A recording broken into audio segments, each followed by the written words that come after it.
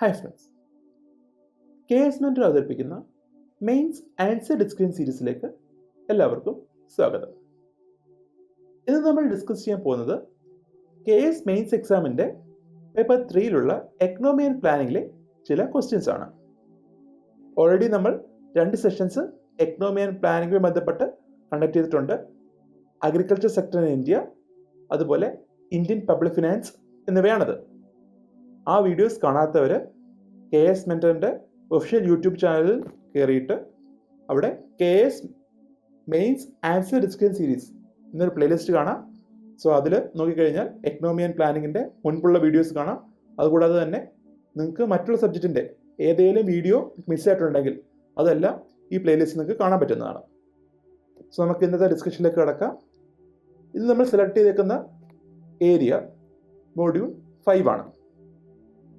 Module 5 നോക്കിക്കഴിഞ്ഞാൽ അതിൽ include ചെയ്യുന്ന topics trends and patterns in structure of population, growth rate, migration, literacy, അതുപോലെ poverty and inequality, unemployment, indicators of development like physical quality of life index, HDI, human poverty index et cetera ആണ്.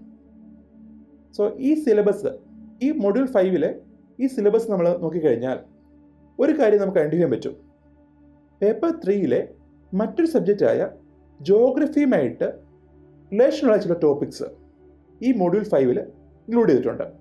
For example, trends and patterns in structure of population, growth rate, migration, literacy, ഇവയെല്ലാം ജോഗ്രഫിയിൽ human geography പോർഷനിൽ നമ്മൾ പഠിക്കുന്നതാണ്. അതുകൊണ്ട് തന്നെ ഈ 1/3 portion of this module 5 നമ്മൾ ഒന്നുകിൽ എക്കണോമി ആൻഡ് പ്ലാനിങ് പഠിക്കുക, അല്ലെങ്കിൽ ജോഗ്രഫി പഠിക്കുമ്പോൾ അതിനൊപ്പം പഠിക്കുക. എക്കണോമി ആൻഡ് പ്ലാനിങ് പഠിക്കുമ്പോഴാണ് ഈ പോർഷൻ പഠിക്കുന്നതെങ്കിൽ, ഈ 1/3 പോർഷൻ പഠിക്കുന്നതെങ്കിൽ നമ്മൾ ജോഗ്രഫിക്കൽ ടേംസൂടെ ഐഡൻറ്റിഫൈ ചെയ്യാൻ ശ്രമിക്കുക. അതുപോലെ ജോഗ്രഫിക്കൊപ്പമാണ് ഈ ഏരിയ പഠിക്കുന്നതെങ്കിൽ എക്കണോമിക്കൽ ടേംസൂടെ ഐഡൻറ്റിഫൈ ചെയ്യാനായിട്ട് ശ്രദ്ധിക്കുക. അതെന്തിനാന്ന് പറഞ്ഞാൽ ക്വസ്റ്റ്യൻസിൻ്റെ ഡിമാൻഡ് അനുസരിച്ച് ആൻസർ എഴുതാൻ ആ രീതിയിലുള്ള പഠനം നമ്മളെ സഹായിക്കുന്നതാണ്. ഫോർ എക്സാമ്പിൾ, ഒരു ചോദ്യം പറയാം. Discuss the economic effects of migration.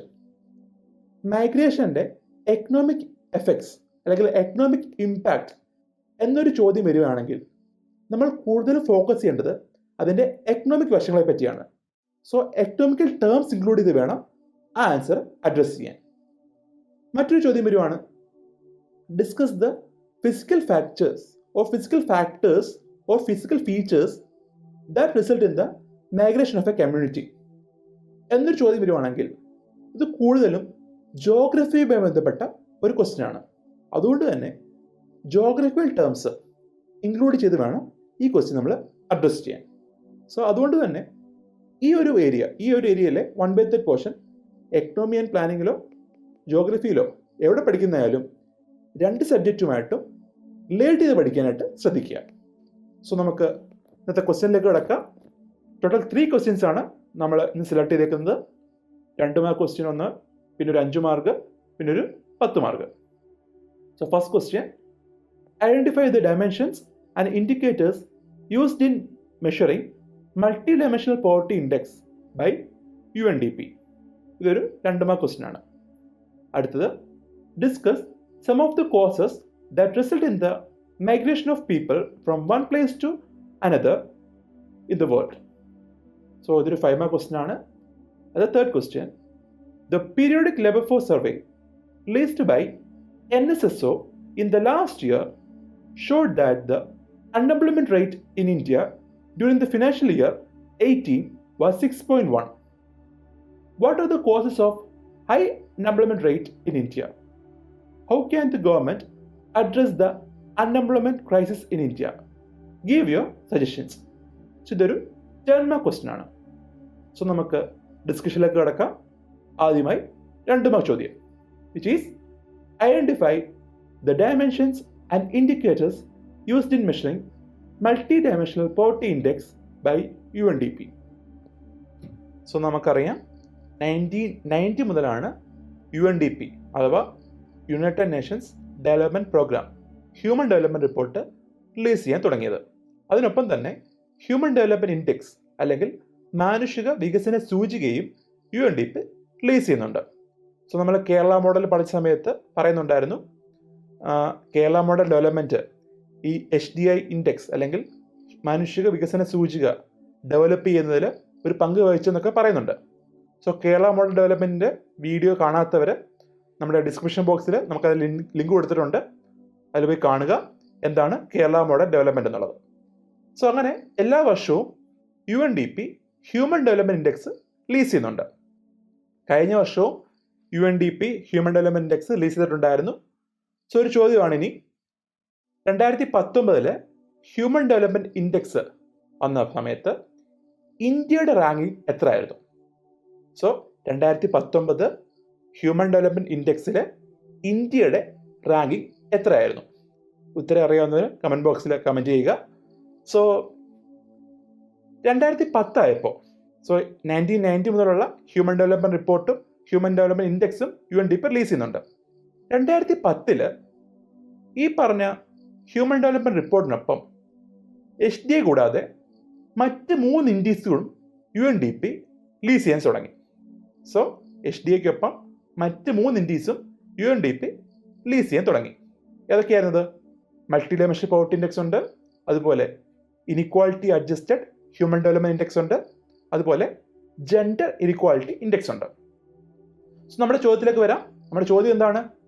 Identify the dimensions and indicators used in measuring multi dimensional poverty index. So ഇത് 2 മാർക്ക് ചോദ്യമല്ലേ. സോ നമുക്ക് ഡിസ്ക്രൈബ് ചെയ്തൊരു ആവശ്യമില്ല, കാരണം വേർഡ് ലിമിറ്റ് പരിമിതമാണ്.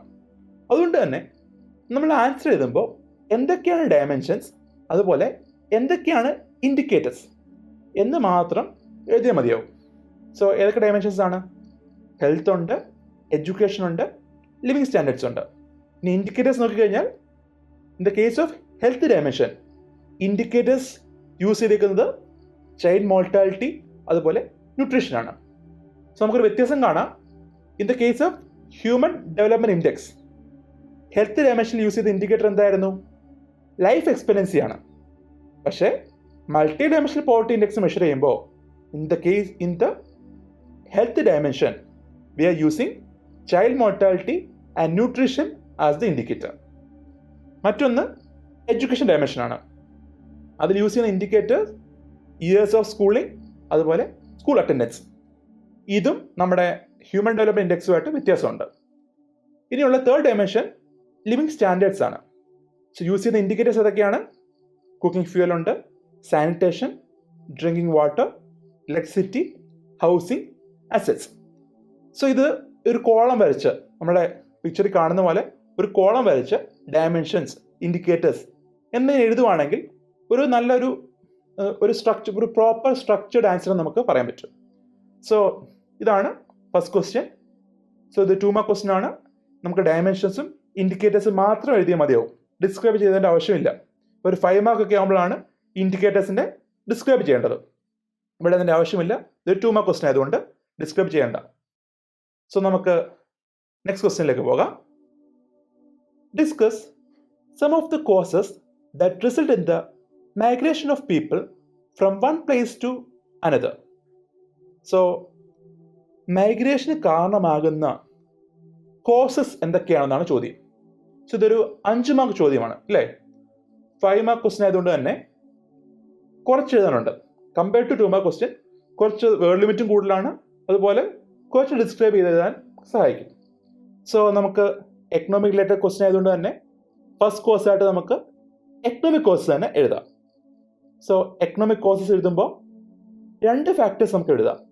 പ്ലേസ് ഓഫ് ഒറിജിനിൽ കാണുന്ന പുഷ് ഫാക്ടേഴ്സും ഉണ്ട്, അതുപോലെ പ്ലേസ് ഓഫ് ഡെസ്റ്റിനേഷനിൽ കാണുന്ന പുൾ ഫാക്ടേഴ്സും അവിടെ കാണാം. സോ പുഷ് ഫാക്ടേഴ്സ് എന്താണ്? പ്ലേസ് ഓഫ് ഒറിജിനിൽ നിന്ന് ഒരാളെ ഫോഴ്സ് ചെയ്യുവാണ് to move out of the region അല്ലേ, കമ്പൽ ചെയ്യുവാണ്. അതാണ് എന്ത്? Push factors. What are the economic factors? എന്തൊക്കെയായിരിക്കാം പുഷ് ചെയ്യുന്ന ഫാക്ടേഴ്സ് നോക്കുവാണെങ്കിൽ?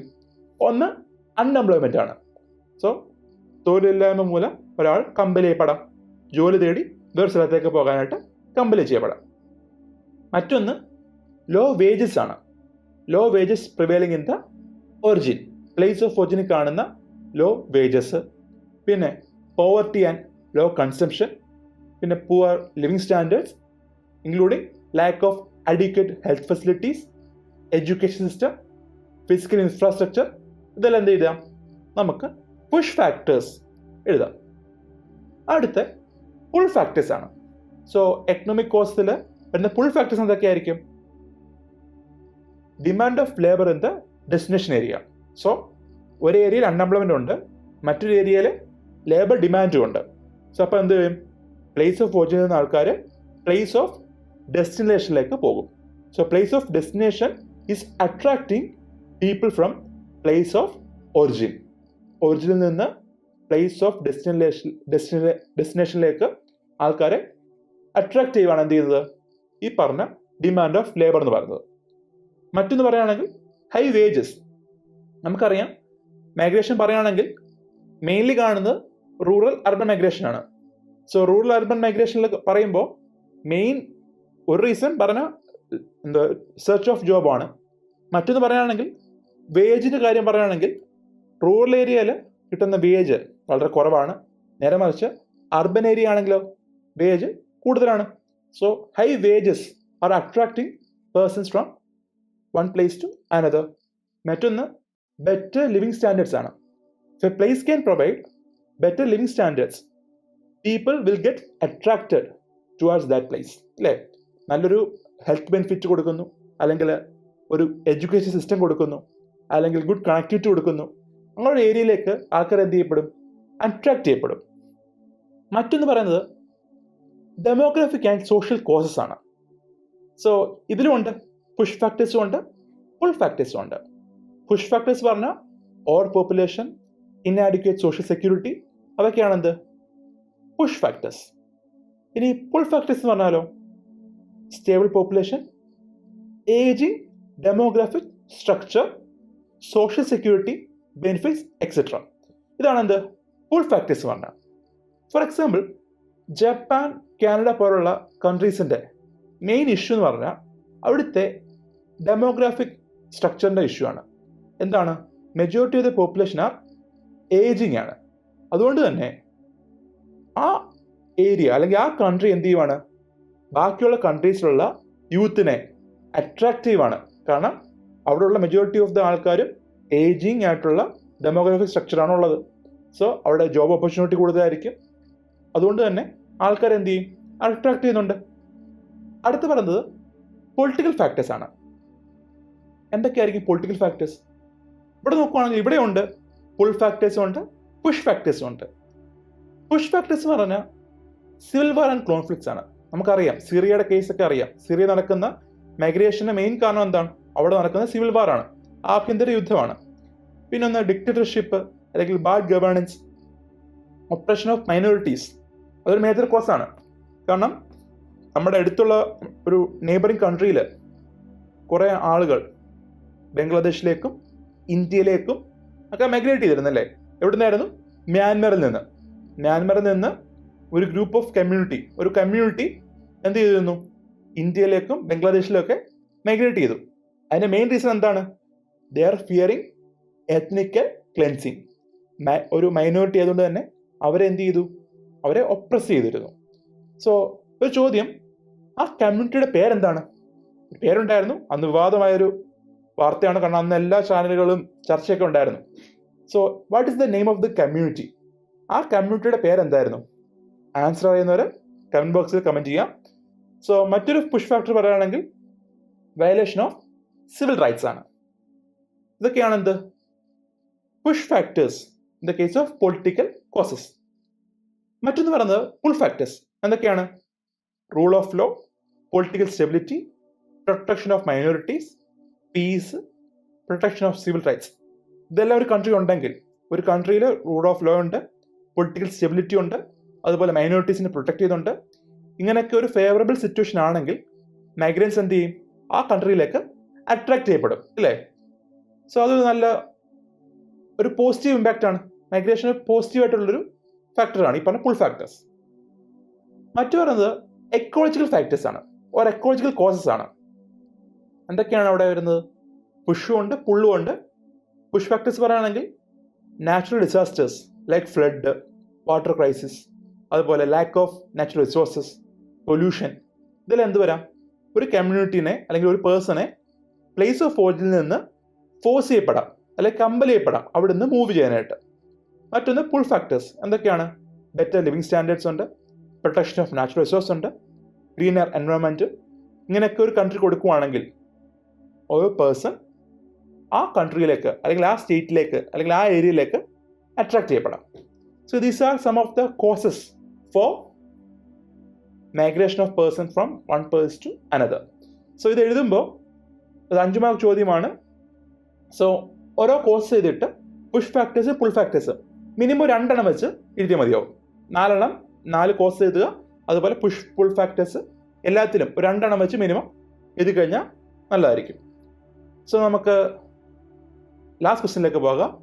And that is the periodic labour force survey released by NSSO in the last year showed that the unemployment rate in India during the financial year 2018 was 6.1.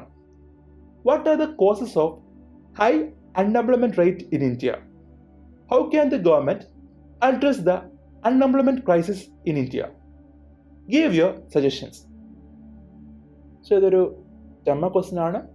അതുകൊണ്ട് തന്നെ നമുക്ക് ഈ ക്വസ്റ്റ്യനെ വേണമെങ്കിൽ structure ചെയ്യാം. First focus വേണ്ടത് what are the causes of unemployment rate. മറ്റൊന്ന് how can the government address the unemployment crisis. സജഷൻസോ അല്ലെങ്കിൽ വേ ഫോർവേഡ് എന്ന് പറയാം.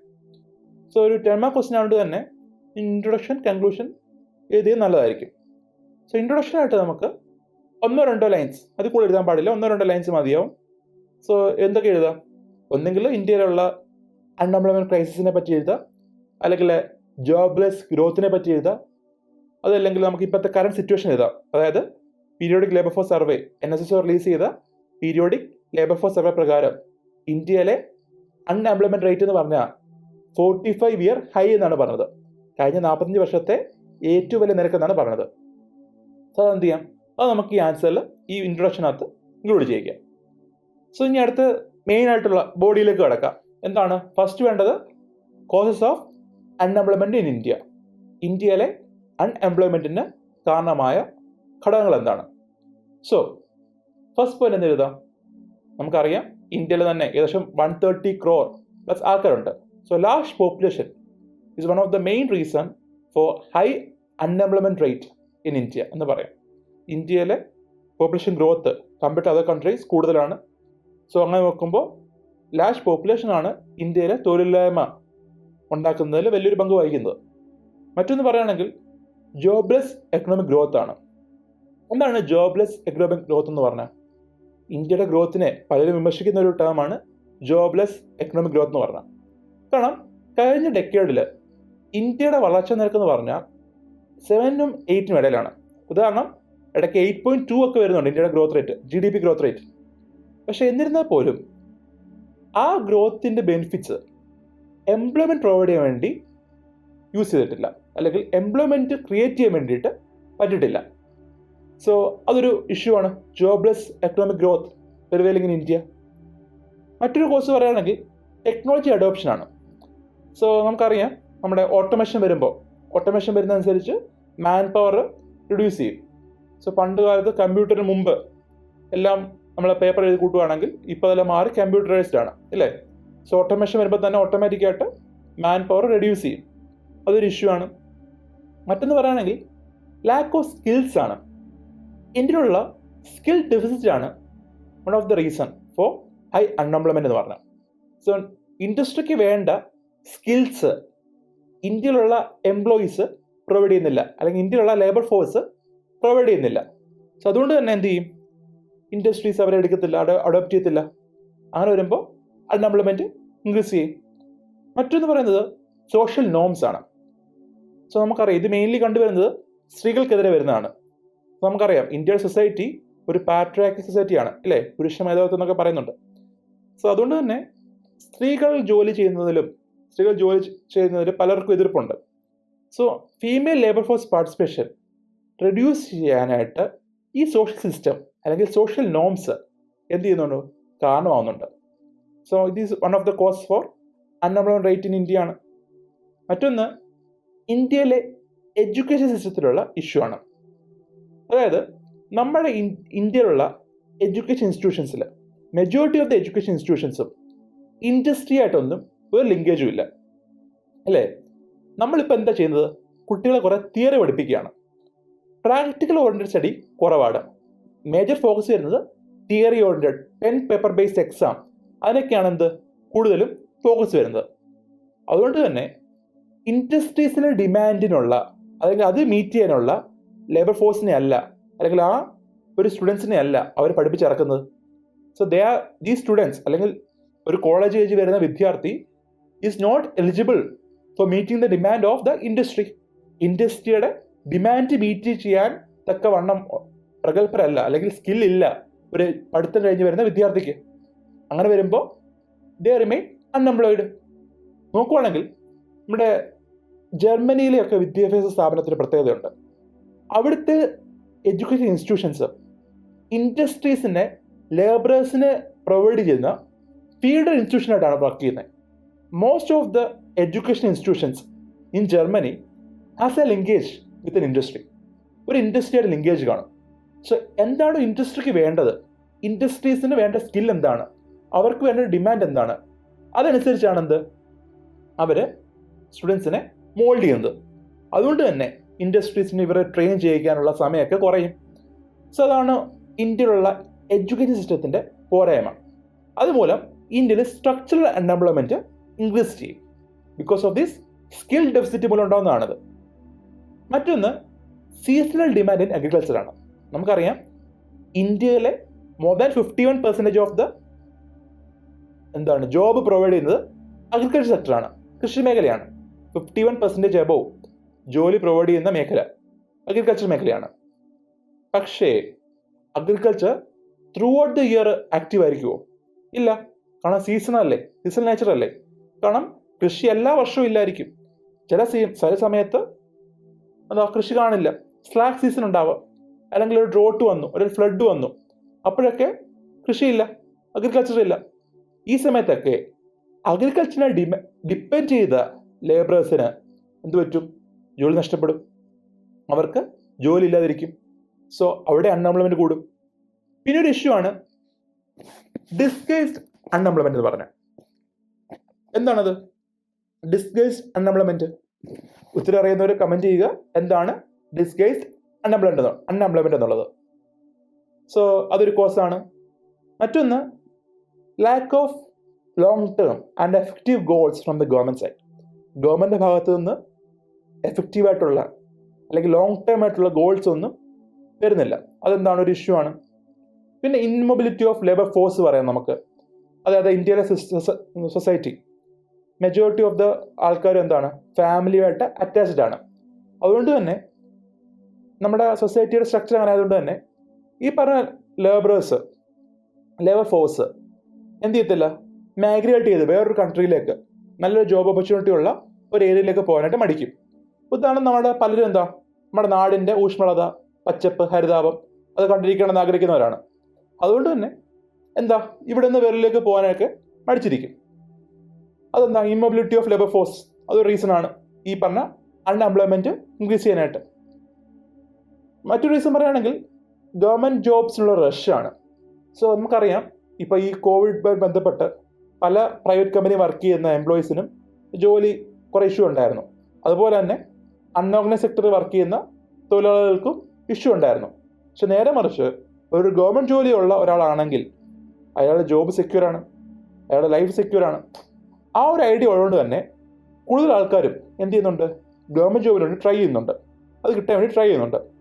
സോ ഇങ്ങനെ ഇരിക്കുമ്പോൾ if they are preparing for a government exam അല്ലെങ്കിൽ ഗവൺമെൻറ് ജോബിന് വേണ്ടി അവർ പ്രിപ്പയർ ചെയ്തിരിക്കുകയാണെങ്കിൽ ദേ ആർ റിമൈനിങ് അൺഎംപ്ലോയ്ഡ് ആണ്, അവർ അൺഎംപ്ലോയ്ഡ് ആയിട്ടിരിക്കുകയാണ്. സോ ഇന്ത്യയിലെ തൊഴിലില്ലായ്മ നിരക്ക് കൂട്ടാൻ കാരണമാകുന്നുണ്ട്. സോ അതുപോലെ തന്നെ മറ്റൊരു ഇഷ്യൂ ആണ് ലാക്ക് ഓഫ് പ്രോപ്പർ ഇൻഡസ്ട്രിയലൈസേഷൻ ആണ്. സോ ഇന്ത്യയിൽ നോക്കുവാണെങ്കിൽ പ്രൈമറി സെക്ടറിൽ നിന്ന് സെക്കൻഡറി സെക്ടറിലേക്ക് പോകാതെ നമ്മൾ അങ്ങോട്ടാണ് ജമ്പ് ചെയ്തത്, സർവീസ് സെക്ടറിലേക്ക് ഒരു ഡയറക്റ്റ് ജമ്പാണ് നമ്മൾ നടത്തിയത്. അതുമൂലം ഇന്ത്യയിൽ ഇൻഡസ്ട്രീസ് എന്ത് ചെയ്തില്ല, ഫ്ലറിഷ് ചെയ്തില്ല. അതെന്ത് ചെയ്തു നോക്കുവാണെങ്കിൽ ഇന്ത്യയിലെ ഇൻഡസ്ട്രിയലൈസേഷന് വലിയ വിലങ്ങുതടിയായി ഈ ഒരു ചേഞ്ച്, ഈ ഒരു ഷിഫ്റ്റ് കാണാവുന്നുണ്ട്. സോ മറ്റൊരു റീസൺ പറയുകയാണെങ്കിൽ ഇന്ത്യയിലെ കോട്ടേജ് ഇൻഡസ്ട്രീസ് അല്ലെങ്കിൽ സ്മാൾ സ്കെയിൽ ഇൻഡസ്ട്രീസിന്റെ ഡിക്ലൈന് അതെന്ത് ചെയ്തു, ഇന്ത്യയിലെ അൺഎംപ്ലോയ്മെന്റ് റേറ്റ് ഇൻക്രീസ് ചെയ്യാൻ കാരണമാവുന്നുണ്ട്. ഡിക്ലൈൻ ഓഫ് കോട്ടേജ് ഇൻഡസ്ട്രീസ് അല്ലെങ്കിൽ സ്മാൾ സ്കെയിൽ ഇൻഡസ്ട്രീസ്. മറ്റൊരു റീസൺ പറയുകയാണെങ്കിൽ ലാക്ക് ഓഫ് ഇൻവെസ്റ്റ്മെന്റ് പറയാം. Capital investment from government side or from private side. Private സൈഡിൽ നിന്നും ഗവൺമെന്റ് സൈഡിൽ നിന്നും നേരിടുന്ന ലാക്ക് ഓഫ് ക്യാപിറ്റൽ ഇൻവെസ്റ്റ്മെന്റ് അത് എന്ത് ചെയ്തു, ഇന്ത്യയിലെ അൺഎംപ്ലോയ്മെന്റ് റേറ്റ് കൂട്ടാനായിട്ട് കാരണമാവുന്നുണ്ട്. സോ ഇതാണ് മേജർ ആയിട്ടുള്ള പോയിന്റ്സ്. നമുക്ക് എല്ലാ പോയിന്റ്സും എഴുതണ്ട, കാരണം ഇതൊരു ടെമ ക്വസ്റ്റൻ ആണ്. സോ എല്ലാത്തിനും ഇമ്പോർട്ടൻസ് കൊടുക്കണ്ടേ. സോ ഒരു 4 to 5 പോയിന്റ്സ്, ഡിസ്റ്റിങ്റ്റീവ് ആയിട്ടുള്ള ഒരു 4 to 5 പോയിന്റ്സ് എഴുതിയാൽ മതിയാവും ഈ ഒരു cause of unemployment rate in India എന്ന് പറയുമ്പോൾ. സോ അടുത്ത പാർട്ടിലേക്ക് പോകാം. അടുത്ത പാർട്ട് എന്താണ്, ഗവൺമെന്റ് എങ്ങനെ അൺഎംപ്ലോയ്മെന്റ് ക്രൈസിസ് അഡ്രസ് ചെയ്യാൻ പറ്റും. സോ അതിനുവേണ്ടി നമുക്ക് ആദ്യം what are the initiatives of government എഴുതാം. അൺഎംപ്ലോയ്മെന്റ് റേറ്റ് റിഡ്യൂസ് ചെയ്യാൻ വേണ്ടി ഗവൺമെന്റ് എടുത്ത ഇനിഷ്യേറ്റീവ്സ് എന്തൊക്കെയാണെന്നാണ്. സോ എന്തൊക്കെയാണ് നോക്കുവാണെങ്കിൽ 1980 സമയത്തൊക്കെ ഗവൺമെന്റ് ധാരാളം എംപ്ലോയ്മെന്റ് പോളിസീസ് കൊണ്ടുവരുന്നുണ്ട്. ഇപ്പൊ ഇന്റഗ്രേറ്റഡ് റൂറൽ ഡെവലപ്മെന്റ് പ്രോഗ്രാം, അതുപോലെ NREP ഉണ്ട്, നാഷണൽ റൂറൽ എംപ്ലോയ്മെന്റ് പ്രോഗ്രാം, അല്ലെങ്കിൽ ജവഹർ റോസ്ഗർ യോജന വരുന്നുണ്ട്. പിന്നെ മേജറായിട്ട് വന്നത് MGNREG പോലുള്ള ധാരാളം സ്കീംസ് എംപ്ലോയ്മെന്റ് പ്രൊമോട്ട് ചെയ്യാൻ വേണ്ടിയിട്ട് ഗവൺമെന്റ് ധാരാളം സ്കീംസ് കൊണ്ടുവരുന്നുണ്ട്. അതാണ് ഈ പറഞ്ഞ MGNREG, ജവഹർ റോസ്ഗർ യോജന, NREP പോലുള്ള പദ്ധതികൾ. മറ്റൊന്ന് പറയുകയാണെങ്കിൽ 2014 സമയത്ത് ഗവൺമെന്റ് സ്റ്റാർട്ടപ്പിന് പ്രൊമോട്ട് ചെയ്യാൻ വേണ്ടിയിട്ട് അല്ലെങ്കിൽ ഓണ്ടർപ്രണർഷിപ്പ് പ്രൊമോട്ട് ചെയ്യാൻ വേണ്ടിയിട്ട് ഗവൺമെന്റ് എന്തുകൊണ്ടുവന്നായിരുന്നു, സ്റ്റാർട്ടപ്പ് ഇന്ത്യ സ്കീം കൊണ്ടുവന്നായിരുന്നു. സോ ഇന്ത്യയിലെ ഓണ്ടർപ്രണർഷിപ്പ് പ്രൊമോട്ട് ചെയ്യാൻ വേണ്ടി ഗവൺമെന്റ് കൊണ്ടുവന്ന ഇനിഷ്യേറ്റീവ് ആയിരുന്നു സ്റ്റാർട്ടപ്പ് ഇന്ത്യ. മറ്റൊന്ന് സ്റ്റാൻഡപ്പ് ഇന്ത്യ സ്കീമാണ്. എന്തായിരുന്നു, ഇന്ത്യയിലുള്ള മൈനോറിറ്റീസിന്, SC/STക്ക്, അതുപോലെ വുമൺ ബോറോവേഴ്സിന് കുറഞ്ഞ നിരക്കിൽ എന്ത് ചെയ്യുക, 10 ലക്ഷത്തിനും 1 കോടിക്ക് ഇടയിലുള്ള ലോൺ ഫെസിലിറ്റി ഏർപ്പാടാക്കുന്ന പദ്ധതിയായിരുന്നു സ്റ്റാൻഡപ്പ് ഇന്ത്യ. അവർക്ക് പുതിയ സംരംഭം തുടങ്ങാനായിട്ട് എന്താ ഈ പറഞ്ഞ തുക കൊടുക്കുക, ലോൺ കൊടുക്കുക. അതാണ് എന്ത് സ്റ്റാൻഡപ്പ് ഇന്ത്യ സ്കീം എന്ന് പറയുന്നത്. ഇത് വരുന്നത് 2016 മറ്റൊന്ന് പറയുകയാണെങ്കിൽ government is encouraging private sector, അവരുടെ പ്രൈവറ്റ് സെക്ടറിനെ എൻകറേജ് ചെയ്യുന്നുണ്ട് ഫോർ ഇൻവെസ്റ്റിംഗ് ഇൻ ഇന്ത്യ, ഇന്ത്യയിൽ ഇൻവെസ്റ്റ് ചെയ്യാൻ വേണ്ടിയിട്ട്. അതുപോലെ ഇന്ത്യയിൽ FDI പ്രൊമോട്ട് ചെയ്യുന്നുണ്ട്, ഫോറിൻ ഡയറക്റ്റ് ഇൻവെസ്റ്റ്മെന്റ് പ്രൊമോട്ട് ചെയ്യുന്നുണ്ട്. സോ ഇതെല്ലാം എന്ത് ചെയ്യുന്നുണ്ട്, ഇന്ത്യയിലെ എംപ്ലോയ്മെന്റ് ക്രിയേറ്റ് ചെയ്യാൻ വേണ്ടി ഗവൺമെന്റ് ശ്രമിക്കുന്നുണ്ട്. സോ മറ്റൊരു ഗവൺമെന്റ് ഇനിഷ്യേറ്റീവ് പറയുകയാണെങ്കിൽ സ്കിൽ ഡെവലപ്മെന്റ് ഇനിഷ്യേറ്റീവ്സ് ആണ്. സോ നമ്മൾ പറഞ്ഞിരുന്നു ഇന്ത്യയിലെ ഇഷ്യൂ എന്താണ്, skill deficit is one of the reason for unemployment rate in India. So skill deficit meet ചെയ്യാൻ വേണ്ടിയിട്ട് ഗവൺമെന്റ് സ്കിൽ പ്രോഗ്രാംസ് കൊണ്ടുവരുന്നുണ്ട്. സോ ഇത് പണ്ട് തൊട്ടേ ഉള്ളതാണ്. സോ ഒന്ന് training for rural youth for self employment ഉണ്ട്, ട്രിസ് എന്നൊക്കെ പറഞ്ഞ പദ്ധതി. അതുപോലെ നാഷണൽ സ്കിൽ ഡെവലപ്മെന്റ് മിഷൻ ഉണ്ട്, പ്രധാനമന്ത്രി കൗശൽ വികാസ് യോജനയുണ്ട്. സോ ഇങ്ങനെ ധാരാളം സ്കീംസ് ഗവൺമെന്റ് ലോഞ്ച് ചെയ്യുന്നുണ്ട് ഫോർ ഇംപ്രൂവിംഗ് ദ സ്കിൽസ്. ഇപ്പം റൂറൽ ഏരിയ ആണെങ്കിലുണ്ട് ദീൻ ദയാൽ ഉപാധ്യായ ഗ്രാമീൺ കൗശല യോജനയുണ്ട്. അർബൻ ഏരിയ ആണെങ്കിൽ Deen Dayal Antyodaya Yojana, national urban livelihood mission ഉണ്ട്. സോ എന്നിങ്ങനെ അർബൻ റൂറൽ ഏരിയയിലും എംപ്ലോയ്മെന്റ് ജനറേറ്റ് ചെയ്യാൻ വേണ്ടിയിട്ട് ഗവൺമെന്റ് കുറെ ഇനിഷ്യേറ്റീവ് എടുക്കുന്നുണ്ട്. മറ്റൊന്ന് പറയുന്നത് മുദ്ര ലോൺസ് ആണ്. സോ ഇത് കുറച്ച് കോൺട്രവേഴ്ഷ്യലാണ്, കാരണം പലരും ഇതിനെതിരാണ്. ഇപ്പോൾ ബാങ്കുകളൊന്നും കൊടുക്കുന്നില്ലെന്നാണ് അറിയുന്നത്. മുദ്ര ലോൺസ്, ശിശു കിഷോർ തരുൺ എന്നിങ്ങനെ പറഞ്ഞ് സെൽഫ് എംപ്ലോയ്മെന്റ് വേണ്ടിയിട്ട് ജോബ് സീക്കേഴ്സിന് പകരം ജോബ് ക്രിയേറ്റേഴ്സ് ആവാൻ വേണ്ടിയിട്ട് ഗവൺമെന്റ് എന്ത് ചെയ്തു, ശിശു കിഷോർ തരുണിന് എന്ന് പറയുന്ന മൂന്ന് ഹെഡിൽ ലോൺ കൊടുക്കുന്നുണ്ട്. ശിശു വഴി 50,000 രൂപ വരെ, കിഷോർ വഴി 5 ലക്ഷം രൂപ വരെയുള്ള ലോണ്, തരുൺ എന്ന് പറയുമ്പോൾ 10 ലക്ഷം രൂപ. സോ ഇങ്ങനെ 3 കാറ്റഗറി ആയിട്ടാണ് ലോൺ കൊടുക്കുന്നത്. സോ ഇപ്പോഴത്തെ എക്കണോമിക്സിലെല്ലാം പറയുന്നത് മുദ്ര ലോൺസ് അത് ഭാവിയിൽ ആയിക്കൊണ്ടിരിക്കുകയാണ്. ഇന്ത്യയിലെ ഏറ്റവും വലിയ NPA ആയിട്ട് മാറുമെന്നാണ് പറയുന്നത്. NPA എന്താണ്, കിട്ടാക്കടം, നോൺ പെർഫോമിംഗ് അസറ്റ് ആയിട്ട് മാറുമെന്നാണ് പറയുന്നത്. നമ്മുടെ രഘുനാഥ് രാജനൊക്കെ ഇതിനെപ്പറ്റി ക്രിട്ടിസൈസ് ചെയ്തിട്ടുണ്ടായിരുന്നു, ഈ മുദ്ര ലോൺസിനെ പറ്റിയൊക്കെ. സോ മറ്റൊരു ഇനിഷ്യേറ്റീവ് പറയുകയാണെങ്കിൽ നാഷണൽ കരിയർ സർവീസ് പ്രോജക്റ്റ് ആണ്. സോ അതുവഴി എന്താ എംപ്ലോയേഴ്സിന്, ജോബ് സീക്കേഴ്സിന് എന്ത് ചെയ്യാം, അവർക്ക് എന്തൊക്കെയാണ് കരിയർ ഓപ്പർച്യൂണിറ്റീസ് അങ്ങനെയല്ല ഈ പറഞ്ഞ ഡിജിറ്റൽ പോർട്ടൽ വഴി അവർക്ക് ആക്സസ് ചെയ്യാൻ പറ്റും. അതാണ് നാഷണൽ കരിയർ സർവീസ് പ്രൊജക്റ്റ് എന്ന് പറയുന്നത്. മറ്റൊന്ന് പ്രധാനമന്ത്രി റോസ്ഗർ പ്രോത്സാഹൻ യോജന എന്ന് പറഞ്ഞിട്ട്. സോ ഇത് 2016-17 കൊണ്ടുവരുന്നതാണ്. സോ ഇതുവഴി ഗവൺമെന്റ് നമ്മുടെ എംപ്ലോയീസിന്റെ പ്രൈവറ്റ് പ്ലേയേഴ്സ് ഒരു എംപ്ലോയി എടുക്കുകയാണെങ്കിൽ അവരുടെ EPF കോൺട്രിബ്യൂഷൻ ഗവൺമെന്റ് എന്ത് ചെയ്യുന്നു? ഗവൺമെന്റ് അടക്കുകയാണ് for a period of time. So അതാണ് പ്രധാനമന്ത്രി റോസ്ഗർ പ്രോത്സാഹൻ യോജന എന്ന് പറഞ്ഞത്. സോ ഇതുപോലെ ധാരാളം ഇനിഷ്യേറ്റീവ്സ് ഗവൺമെന്റ് കൊടുക്കുന്നുണ്ട്. സോ നിങ്ങൾക്ക് ഇതുകൂടാതെ വേറെ ഇനിഷ്യേറ്റീവ്സ് ഉണ്ടെങ്കിൽ അതും ആഡ് ചെയ്യാം. സോ ഇതാണ് some of the initiatives taken by the government for addressing the unemployment crisis in India. So അടുത്ത നമ്മൾ നോക്കുന്നത് what are the suggestions for improvement, അല്ലെങ്കിൽ what are the way forward. ഈ പറഞ്ഞ അൺഎംപ്ലോയ്മെന്റ് ക്രൈസിസ് അത് address ചെയ്യാൻ വേണ്ടിയിട്ട് എന്തൊക്കെ ഇംപ്രൂവ്മെന്റ് നമുക്ക് നടത്താം, അല്ലെങ്കിൽ എന്തൊക്കെ വേ ഫോർവേഡ് ഈ ഏരിയയിൽ പറ്റും. സോ ആദ്യമായിട്ട് നമ്മൾ എഴുതേണ്ടത് അവയർനെസ് ആണ്. കാരണം ഗവൺമെന്റ് ധാരാളം സ്കീംസ് ലോഞ്ച് ചെയ്യുന്നുണ്ട്, ധാരാളം പ്രോഗ്രാംസ് കൊണ്ടുവരുന്നുണ്ട്, പോളിസീസ് കൊണ്ടുവരുന്നുണ്ട്. ഈ പോളിസിയെ പറ്റിയും ഈ പ്രോഗ്രാംസിനെ പറ്റിയൊക്കെ ആൾക്കാർ അറിയണ്ടേ, പബ്ലിക് അറിയണ്ടേ. പബ്ലിക്കിനിടയിൽ അവയർനെസ് കൊണ്ടുവരിക.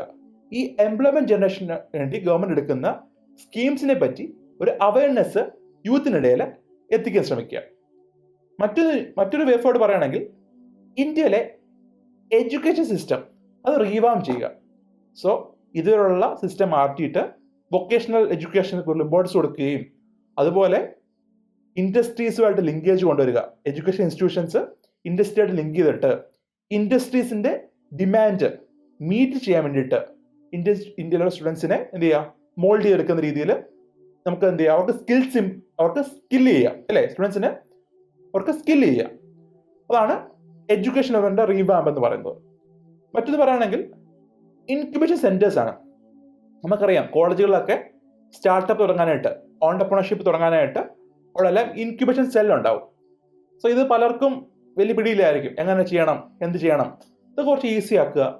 ഇതിനെക്കുറിച്ച് അവർക്ക് ക്ലാസ് കൊടുക്കുക, എങ്ങനെയൊക്കെ സ്റ്റാർട്ടപ്പ് തുടങ്ങണം, സ്റ്റാർട്ടപ്പിനെ പറ്റി അവർക്കൊരു ഐഡിയ കൊടുക്കുക. സോ നല്ല ഐഡിയസ് ഒക്കെ എന്ത് ചെയ്യുക, ഗവൺമെന്റിന് ഫണ്ട് ചെയ്യുക. സോ അങ്ങനെയുള്ള ഇൻക്യുബേഷൻ എന്ത് ചെയ്യാം, പ്രൊമോട്ട് ചെയ്യുക. ഇൻക്യുബേഷൻ സെന്റേഴ്സ് കോളേജുകളിലെല്ലാം പ്രൊമോട്ട് ചെയ്യുക, അതിന് കൂടുതൽ ഇമ്പോർട്ടൻസ് കൊടുക്കുക. മറ്റൊന്ന് പറയുകയാണെങ്കിൽ ഗവൺമെന്റ് ഇൻവെസ്റ്റ്മെന്റ് കൂട്ടുക, അത് പബ്ലിക് ഇൻവെസ്റ്റ്മെന്റ് കൂട്ടുക. എവിടൊക്കെ ഏരിയയിൽ, ഹെൽത്ത് ഏരിയയിൽ, എഡ്യൂക്കേഷൻ ഏരിയയിൽ, പോലീസ്. സോ എന്നിങ്ങനെ ഡിഫറെന്റ് ഏരിയയിൽ എന്ത് ചെയ്യാം, ഗവൺമെന്റ് ഇൻവെസ്റ്റ്മെന്റ് ഇൻക്രീസ് ചെയ്യാം. സോ പിന്നെന്ന് പറയുന്നത് ഡീസെൻട്രലൈസേഷൻ ആണ്.